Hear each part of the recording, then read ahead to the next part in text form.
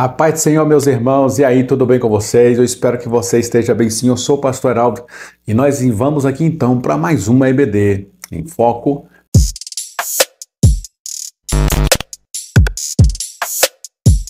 Pois bem, meus queridos, amados irmãos, irmãs, professores da nossa querida Escola Bíblica Dominical, vamos então aqui para a lição de número 2 e hoje nós vamos falar um pouquinho sobre o tema o amor do Pai por seus filhos. Eu faço aqui um acréscimo nesse título da lição e coloco a seguinte expressão: dois filhos representam duas formas de ausência. Porque aqui nessa história é bem conhecida, a gente vê dois filhos que vão se ausentando aqui do pai, né? Aquele que pega a parte dos seus bens e vai para longe, para outras terras e vai gastar o seu dinheiro, mas nós temos também um filho que vai permanecer na casa do pai, mas também ausente, sem conhecer o pai na sua essência. E a gente vai ver que esses dois tipos de pessoas fazem parte hoje do nosso círculo, né, de evangélico, religioso, pessoas que se afastaram do Senhor, que se perderam na sua fé e que um dia podem voltar ao braço do Pai, que estará pronto a recebê-las. E também nós temos aquele grupo de pessoas que não saíram, ficaram, estão dentro da igreja, mas igualmente estão perdidos tanto quanto aqueles que saíram. Não conhecem a Deus, não têm experiência com Deus, não têm intimidade com Deus, não conhecem a Deus por ter experiência, só ouvem falar a respeito de Deus. E nós, nessa lição, vamos aprender um pouco sobre isso. E aqui no nosso texto de referência, Lucas capítulo 15, versos 20 ao 32, é um pedaço da história, só a parte da metade para o final da história.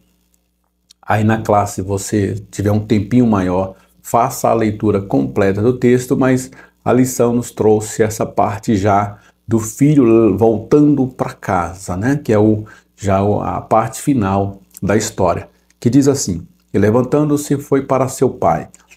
Vinha ele ainda longe, quando seu pai o avistou e, compadecido dele, correndo, abraçou e beijou. Primeira característica que nós encontramos nessa história é a compaixão de Deus para com a humanidade. Então Deus, por causa da compaixão, por causa do seu amor e compaixão aos homens, ele recebe esses homens que vêm a ele pedindo socorro, pedindo abrigo e pedindo perdão. Essa é a primeira característica também do nosso Deus que nós encontramos nesse pai aqui, desse filho. E o filho lhe disse: Pai, pequei contra o céu e diante de ti, já não sou digno de ser chamado teu filho. Aí uma outra característica que a gente encontra aqui nessa história é que os homens precisam reconhecer que precisam de um Salvador. Os homens precisam reconhecer que estão errados, que pecaram contra Deus.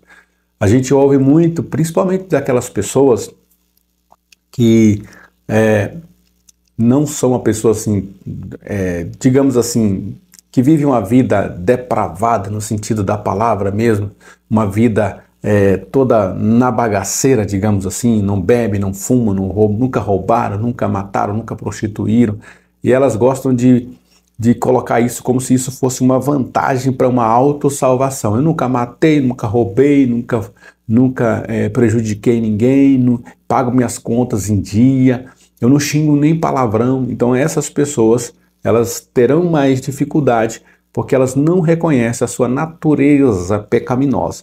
Então todos os homens precisam reconhecer que são pecadores, que precisam de um Salvador. O pai, porém, disse aos seus servos: trazei depressa a melhor roupa, vestiu, ponde-lhe um anel no dedo e sandálias nos pés. E eu destaco essa expressão, o pai, porém, porque nós, irmãos, muitas das vezes, nós sempre vamos olhar para Deus como aquele ser que está pronto a punir.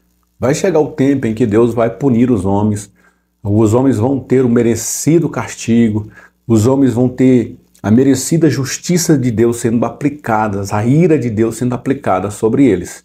Mas no momento em que nós estamos falando aqui, nós estamos debaixo de um tempo que a gente chama da graça de Deus. É o período em que nós estamos com as portas da salvação abertas. Então nós não vamos encontrar um Deus que quer fulminar com os homens, que quer destruir com os homens. Pelo contrário, esse é o momento em que os homens devem olhar para Deus como um pai generoso, amoroso, que quer receber seus filhos de volta para casa. Trazei também e matai o novilho cevado, comamos e regozijemo-nos. E essa é uma expressão que a gente encontra também em outras passagens da Bíblia, quando diz, por exemplo, que os anjos de Deus fazem festa, se alegram quando um pecador se arrepende. Todas as vezes que uma pessoa se arrepende, nós estamos vendo a libertação de uma alma preciosa para Deus. A gente muitas vezes olha para uma pessoa que partiu para a eternidade, que morreu sem salvação, e a gente diz assim, ele está colhendo o que ele plantou, ele morreu sem salvação porque ele não quis. Mas, embora isso seja uma verdade, isso pesa no coração de Deus. Porque o texto diz que penosa, que custa, que Deus não se alegra, que Deus não fica feliz com a morte de uma pessoa ímpia. Mas Deus se alegra, ele fica feliz com a morte de um justo, porque ele sabe que o justo morrendo, ele vai estar bem guardado com ele. Agora o ímpio morrendo, infelizmente, ele vai seguir para a condenação eterna. Porque este meu filho estava morto e reviveu, estava perdido e foi achado, e começaram a regozijar-se. Então, assim como Deus se alegra, como os anjos se alegram, nós também temos que nos alegrar quando uma pessoa se arrepende, se converte, faz parte e vem fazer parte da família cristã. Infelizmente, irmãos, tem pessoas que ficam enciumadas quando novas pessoas entram na igreja, seja via reconciliação, seja via salvação mesmo, a pessoa que não era cristã.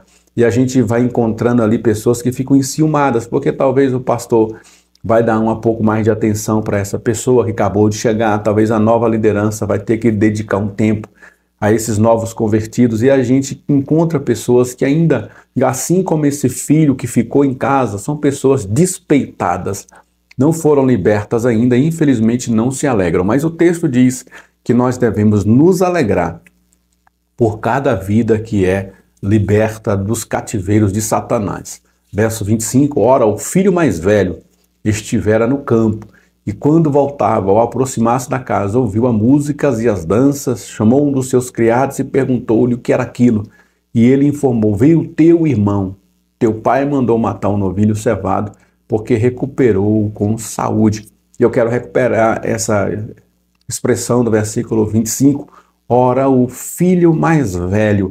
Então o texto diz que havia um rapaz que se perdeu, que se foi, que se afastou, mas na casa ficou um filho mais velho. E esse filho mais velho, ele aparece aqui na história com a identificação com os religiosos da época, com os fariseus, com os saduceus, com aqueles que batiam no peito e diziam, eu nunca me afastei de Deus. Eu sempre fui o Israel do Senhor, eu sempre fui aquele que guardou a lei, eu sempre guardei a Torá, eu sempre fui assim, ó, o favorito de Jesus. E aí Jesus vai os repreender com essa história, dizendo que tanto aquele que se afastou estava perdido, como aquele que estava na casa estava perdido. E quando Jesus terminar de contar essa parábola, eles vão entender perfeitamente que através desse filho que ficou, com esse filho aqui, o mais velho, eles se identificaram com esse filho mais velho. Mas a história, Jesus está contando ela para dizer que Deus, ele quer resgatar esses que se perderam, que são gentios, que se afastaram, que estão longe da salvação, mas que vão se chegando, que estão querendo chegar, que estão procurando a salvação, mas ele quer salvar também esses, como os saduceus, os fariseus e todos os eus que existiam na época, religiosos, que estavam na casa, mas estavam perdidos. Versículo de número 28, ele se indignou e não queria entrar, saindo, porém, o pai procurava conciliá-lo. Olha só, ele ficou indignado porque alguém estava voltando para Deus. E assim os fariseus na época estavam se comportando. Olha, esse aí, se ele fosse santo mesmo, se ele fosse Deus mesmo, ele deveria reconhecer que essa mulher é pecadora. Uai! Aí Jesus fala para eles, mas como assim, rapaz? Mas os médicos não precisam estar perto, né, de quem está doente. Quem está doente não precisa, né, de médico mesmo, não. Aí eles criticando a Jesus porque Jesus estava perto dos pecadores, que estavam procurando Jesus, pedindo perdão pelos seus pecados. E aqueles que estavam lá estavam indignados porque os pecadores estavam perto de Jesus e Jesus perto dos pecadores. Aí Jesus conta essa história, de imediato eles se identificam com esses que ficaram na casa indignados. Verso 29, mas ele respondeu a seu pai: há tantos anos que te sirvo sem jamais transgredir uma ordem tua e nunca me deste um cabrito sequer para alegrar-me com os meus amigos. Falta de mentalidade de filho. Ele estava dentro da casa, mas não tinha mentalidade de filho. Olha só o que ele está falando: eu estou te servindo há tantos anos e eu não posso sequer fazer uma festa para mim dentro dessa casa. Aí o pai vai responder no versículo 30, vindo porém esse teu filho, que desperdiçou todos os teus bens com meretrizes, tu mandaste matar para ele o novilho cevado. Verso 31, então lhe respondeu o pai: meu filho, tu sempre estás comigo, tudo que é meu é teu. Olha só que maravilha, né? Tudo que você precisava fazer é ter a mentalidade de filho. Você poderia ir lá, matar o cevado, matar o cordeiro, fazer ali uma festa, se alegrar com seus amigos no dia e na hora que você quisesse, porque tudo que há dentro dessa fazenda é seu também. Mentalidade que ele não tinha de filho ali. Deus também estava, através desta história, tentando trazer de volta esse filho que estava perdido dentro da casa. E Jesus, ele vai contar aqui, nós vamos ver na lição, que é praticamente 4 parábolas, né? 3 parábolas antes dessa daqui, depois ele conta essa, todas elas falando a respeito de alguma coisa que se perdeu. A ovelha que se perdeu, a dracma que se perdeu, o filho que se perdeu. Então sempre Deus está tentando ou buscando resgatar algo que se perdeu. E nessa história em específico, alguma coisa havia se perdido porque saiu o filho pródigo e alguma coisa havia se perdido mesmo dentro da casa, o filho mais velho, que estava sendo identificado aqui na história com os fariseus e os religiosos da época. Na introdução, diz assim: no capítulo 15 do Evangelho de Lucas, Jesus narrou 3 parábolas, ensinando sobre o seu relacionamento com os pecadores e a misericórdia de Deus. Então ele vai contar aqui a parábola da ovelha perdida, que o homem deixa para trás as 99 e vai atrás da que se perdeu. Ele conta a história da dracma perdida, que a mulher perde aquela moeda de grande valor e ela então acende todas as luzes, varre toda a casa, chama pessoas para ajudar a procurar, até que ela, com diligência, procurando bastante, ela consegue encontrar aquela dracma perdida. E a parábola aqui do filho pródigo, que é o filho que se afasta, mas também a história também apresenta o filho que estava perdido dentro da casa. Todas são respostas aos críticos de Jesus, pois através dessas parábolas ele exemplificou a ação de Deus em prol do perdido. Tópico 1, o contexto da parábola. Esta parábola, conhecida popularmente como do filho pródigo, foi pronunciada por Jesus para apresentar a salvação ofertada por Deus aos perdidos, oprimidos, pecadores e todos que sofrem. Ela foi endereçada aos opositores de Jesus de modo a evidenciar o seu perdão e seu amor para com aqueles que se arrependem. Arrependimento é se sentir triste por causa do seu pecado e decidir mudar. Infelizmente, Israel perdeu essa visão missionária, né? Na verdade, o grande projeto de Deus era implantar Israel em Canaã, para que Israel, a partir de Israel, sendo esse modelo, as demais nações procurassem conhecer a Deus. Deus não é aquele Deus que decidiu escolher Israel e depois que ele escolhe Israel, todos os homens estão perdidos. Não, Deus não é assim. Ele escolhe Israel para Israel ser um modelo. A partir de Israel, as demais nações vão decidir se querem conhecer a esse Deus de Israel, conhecer as leis de Israel, as leis que regem o povo hebreu, e a partir disso Deus vai se revelar aos povos. Mas Israel perdeu essa vocação missionária, que quando chega nesse período aqui, eles estão tão impregnados neles mesmos que eles não querem nem receber nem aqui mesmo os samaritanos ou qualquer outra nação para serem salvos. Todos eles consideravam eles perdidos e sem possibilidade de salvação. E Deus estava mostrando aqui que o amor de Deus por todos os homens é igual àquele que Deus devotou a Israel. O mesmo amor que Deus tem para com Israel é o mesmo amor que ele tem para com os homens, e agora essa salvação que estava restrita a Israel, até por uma falha de Israel, agora essa salvação vai se espalhar para todos os povos, e todos os homens vão poder se achegar a Deus, porque eles haviam se perdido, mas agora estarão voltando a Deus. Tópico 1.1, direito à herança. A parábola conta a história de um pai que possuía 2 filhos, que em certo momento o mais novo pediu sua parte da herança. Naquele tempo existiam 2 formas de transmissão de herança.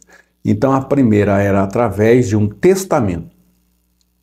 Então a pessoa ainda em vida escrevia um testamento, guardava esse testamento. E aí, quando ela morresse, os herdeiros iam atrás desse testamento, abriam esse testamento e iam ver o que está escrito.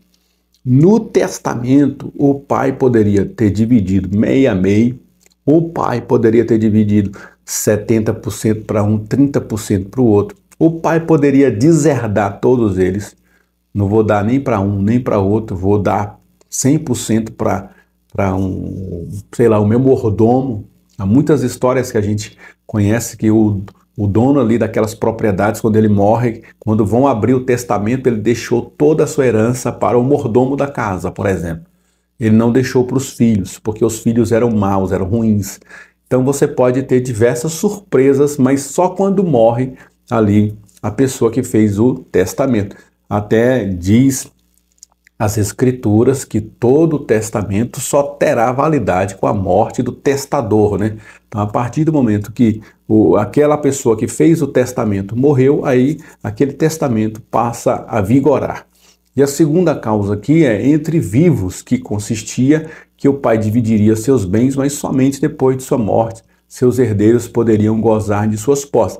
Aí eu não preciso fazer um testamento, um documento, mas eu posso deixar claro, enquanto eu tenho vida ainda, que metade do que eu tenho vai ser para o filho A, metade do que eu tenho vai ser para o filho B. Que eu vou dar metade para um filho e a outra metade eu vou dividir e vou dar para os meus empregados.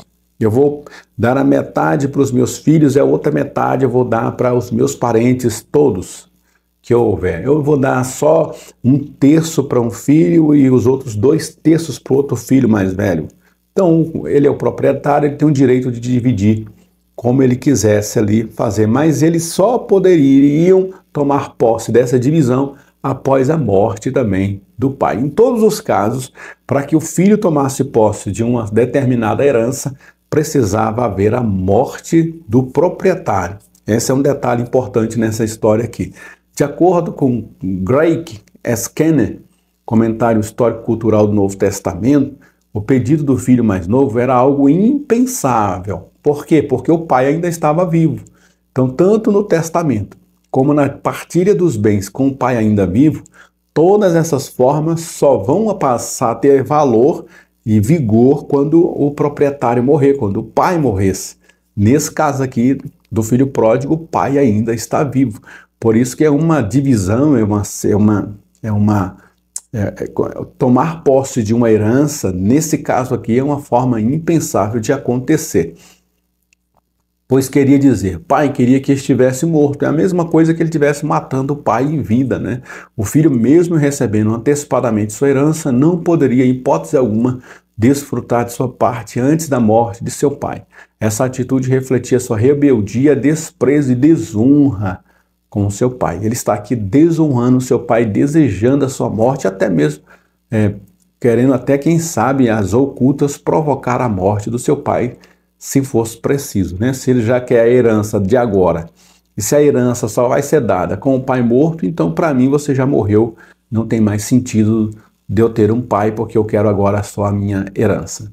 1.2, a vida longe do pai. Muitos jovens na Palestina, como afirma Kenner, migravam para regiões economicamente mais prósperas em busca de riqueza. O jovem filho converteu toda a sua herança em dinheiro, vendeu 1/3 dos bens e posses de seu pai, algo que poderia ser exigido mais tarde. Ao chegar em uma terra distante, começou a viver de forma desregrada, desperdiçando tudo aquilo que seu pai juntou ao longo da vida, perdendo todas as suas economias. E aí eu destaco essa expressão toda aqui para a gente perceber o tanto que a gente tem a facilidade de jogar fora aquilo que não foi conquistado, né? Com o nosso próprio suor, com a nossa própria força de trabalho. Aqui, como ele não teve o trabalho de juntar esse dinheiro, não foi ele que conquistou, não foi do seu próprio suor, rapidamente, o texto diz que rapidamente ele gastou toda aquela herança com prazeres, festas e amigos e demais coisas que faziam sentido para ele naquele momento. Por fim, precisou trabalhar para se manter, realizando o trabalho mais humilhante para um judeu, apacentando porcos. Além de humilhado, passou necessidade de tal forma que sentiu vontade de comer a comida dos porcos. A vida longe de Deus é um abismo que chama outro abismo, ocasionando pecado, vergonha e escárnio na vida do homem. Então, todo homem afastado de Deus, ele está completamente perdido, vivendo como escravo, comendo das migalhas de Satanás. E por mais que economicamente falando, aqui economicamente esse moço está falido, mas muita gente está economicamente abastado, mas igualmente pobre diante de Deus, miseráveis e afastados da presença de Deus.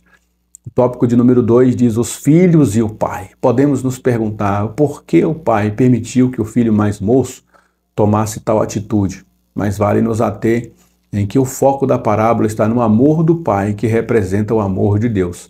Quem ama liberta, o amor só é pleno quando esse respeita a escolha do outro. Esse pai tinha 2 filhos, um distante e outro em sua casa, mas ambos perdidos. Então ele respeitou ali nessa história, embora não uma história que fosse ser uma história real e verídica, não poderia acontecer porque o pai não tinha como fazer essa divisão porque ele ainda estava vivo. Mas aqui a história é contada dessa forma para mostrar que Deus respeita a decisão dos homens de viverem longe dele. Se qualquer pessoa hoje na igreja, por mais que tenha gabaritos espirituais, essa pessoa falar, eu não quero mais ser cristão, eu não quero mais ser pastor, eu não quero mais estar na igreja, essa pessoa tem plena liberdade de se afastar de Deus. Deus não vai impedir que ela faça isso, ela pode tomar essa decisão perfeitamente, porque Deus respeita as decisões dos homens, porque Deus sabiamente já criou também um mecanismo em que esses homens pagarão por suas atitudes. Então, eu só posso punir alguém se eu dei a condição dele sair. Eu não posso punir alguém se ele não tinha condição de sair. Como que essa pessoa seria punida se ela não tinha condição de se afastar? Então, obviamente que Deus só vai punir os homens porque eles tinham a opção de permanecer com ele, mas decidiram se afastar da sua presença. 2.1, o retorno do filho mais moço, após a condição humilhante de subsistência do filho mais novo, de tal forma que seu trabalho se assemelhava ao trabalho escravo, o texto diz que ele caiu em si. Tal expressão, tanto no aramaico como na língua materna de Jesus, quanto no hebraico, significa converteu-se, né? Então ele cai em si, ele se converte, ele se arrepende, ele vê que fez uma coisa muito errada, caiu em si, leva como se fosse um susto e fala, meu Deus, o que eu estou fazendo da minha vida? Esse momento de lucidez é importante na vida de todos os homens. E aí o texto vai seguir dizendo assim, o sofrimento e a tribulação fazem parte dos métodos pedagógicos de Deus para nos ensinar e corrigir nossos erros. Então muitas vezes essa pressão que a gente vai sofrer, irmãos, tem muita gente que se desvia do caminho do Senhor, ele vive uma vida pressionada demais, sabe, vivendo uma vida completamente sofrida. Muitas das vezes é permissão de Deus para ele ter esse momento de lucidez e falar, meu Deus, preciso voltar à casa do meu pai. Ao voltar à casa do pai, foi recebido com um banquete, recebeu um anel, sandálias nos pés e vestes novas. É isso que o Senhor faz conosco, nos perdoa e restabelece a nossa condição de filhos de Deus. 2.2. A atitude do filho mais velho, tendo em vista que o filho mais moço gastou toda a sua herança, o que sobrou na casa do pai pertencia por direito ao filho mais velho. Costumeiramente, jovens que saem para se aventurar não voltavam, morriam por salteadores, por doenças ou viravam escravos e iam para lugares longínquos, de modo a nunca mais voltar para casa. O retorno do filho mais moço é uma alegria incomparável, mesmo diante da afronta feita ao seu pai anteriormente. No entanto, o mais velho encontrava-se indignado. O irmão mais velho censurou seu pai, negando ao filho mais moço o direito de ser chamado de irmão, chamando-o de este teu filho. Todavia, a felicidade do pai ao recebê-lo com vida suplanta toda a desonra praticada. Como diz aqui o próprio tópico, então a probabilidade de uma pessoa que saía dessa forma da proteção dos pais para viver uma vida solta naquela época, a probabilidade dele morrer ou dele ser escravizado por outras nações, ou ele ser capturado por salteadores e ladrões, ou acontecer alguma tragédia com ele, a possibilidade dele nunca mais voltar era praticamente 100%. Era muito pequena a chance dessa pessoa um dia voltar. Primeiro, por causa que ele poderia morrer, ser escravizado, né, a ponto de ter que trabalhar até morrer em alguma fazenda, em alguma propriedade particular e nunca mais poder sair de lá, ter que ser vendido como escravo, ou até mesmo numa situação de que ele poderia se dar bem e viver uma vida regalada e não se lembrar mais do pai. Então a chance dele voltar era mínima, era praticamente nula. Então a história mencionando a volta dele é uma história que menciona um motivo muito grande de se alegrar. Mas por que o filho mais velho não se alegra? Porque ele contava com todas as probabilidades do seu irmão não voltar, ele não queria a volta do seu irmão. Possivelmente para provar para o pai, olha só, você tem que me aprender a me valorizar mais. Olha, lembra do seu filho que foi embora já tem 10 anos? Lembra do seu filho que foi embora já tem 30 anos? Você precisa me valorizar mais. Então ele não estava preocupado com a vida do irmão, estava preocupado com o seu próprio prestígio. Então quando o irmão volta para casa, os olhares do pai agora também são voltados para esse irmão que volta, porque o pai está muito alegre, o irmão igualmente deveria se alegrar, mas ele não se alegrou porque, na verdade, o foco dele era em autopromover-se, não entendia que o pai estava lá e o pai havia estado o tempo todo com ele e ele o tempo todo com o pai. Faltou mentalidade de filho. Tópico de número 3. E quais são as aplicações para a nossa vida a partir dessa parábola, né? A parábola do filho pródigo nos faz refletir e nos posicionar em que lado nós estamos. Do filho gastão, que vive uma vida dissoluta, do irmão mais velho, que sente indignação diante do fato, ou a posição do pai, que recebe seu filho com amor e misericórdia. 3.1. A misericórdia de Deus. Jesus nos ensina sobre a misericórdia de Deus.